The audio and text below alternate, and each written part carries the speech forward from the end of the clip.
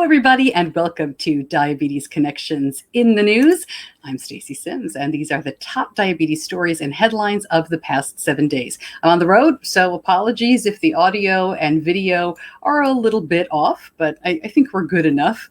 And as always, I'm going to link up my sources in the Facebook comments, in the show notes as well at diabetes-connections.com when this airs as a podcast, so you can read more when you have the time. Our top story this week, lots of articles, op-eds, and celebrations to mark the 100th anniversary of the discovery of insulin in July of 1921. The collaboration of Frederick Banting, Charles Best, James Collip, and John McLeod led to the isolation and purification of insulin. Most marking the occasion this year are focusing on access and affordability. The International Diabetes Federation is launching a 3-year campaign to celebrate the advances made in diabetes, but also to call on more action to ensure all people living with diabetes have the best possible quality of life and health outcomes. The largest and most diverse genetic study of type 1 diabetes ever undertaken is complete. Researchers at University of Virginia say they have identified the most likely causal genetic variants associated with risk and their target genes.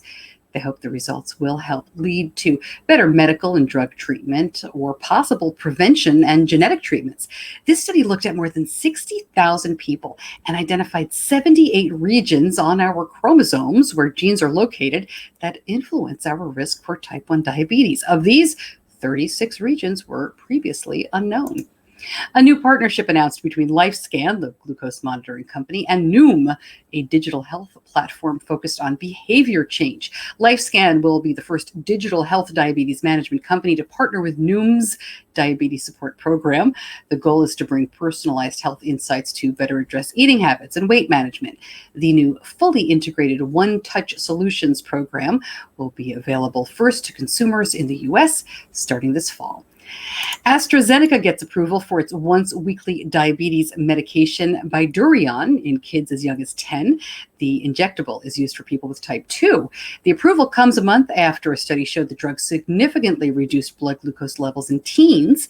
Bydureon is already approved for adults with type 2, and the only other non-insulin options available for adolescents with type 2 all have to be taken daily.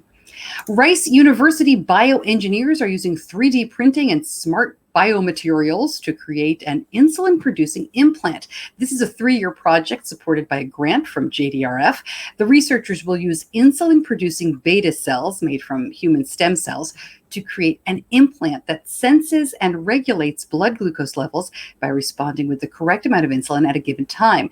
The goal here is to show their implants can properly regulate blood glucose levels of mice for at least 6 months. So we are really early on here, but it's an interesting new way of looking at reproducing what the pancreas does. A judge has ruled that Roche did not infringe Insulet's patent. This case was brought over a patch pump sold in the UK. Now, we told you about this case a few weeks back.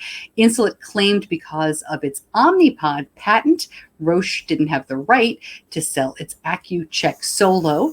The judge ruled for Roche.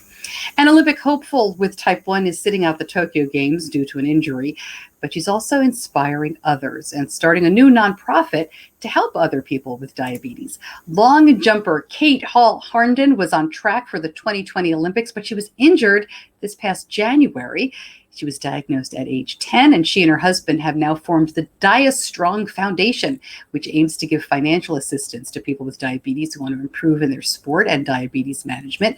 They've planned to launch grants for financial assistance this year. Those details are being finalized, and they're going to host 2 camps in Maine this year, one for teens and one for people at any age. I have linked up a great story in Diabetes Mine if you want to learn more. And that's it for In the News this week. If you like it, please share it and join me wherever you get your podcasts for our next episode.